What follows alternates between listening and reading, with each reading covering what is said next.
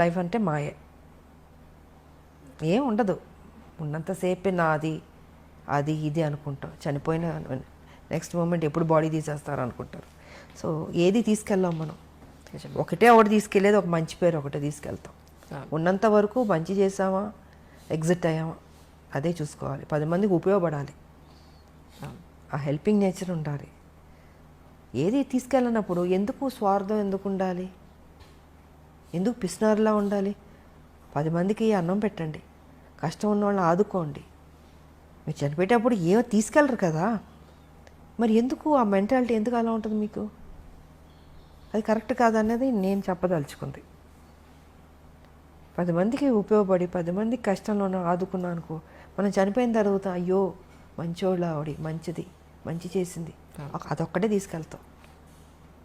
నిజం, మనకు కూడా తృప్తి ఉంటుంది జీవితంలో. బతుకున్నంత వరకు మంచి చేసాము దేవుడా, నాకింత చేస్తావు, నేనేం చేశాను, సమాజానికి ఏం చేశాను అన్నది ఉంటుంది కదండి. సో ఆ సమాజానికి ఏం చేయాలన్నది రాజకీయ పరంగా చేయగలుగుతాం, లేదా సోషల్ వర్క్ చేయగలుగుతాం. సోషల్ వర్క్ చేశాను, రాజకీయ పరంగా నేను చేసుకుంటూ వెళ్ళాను.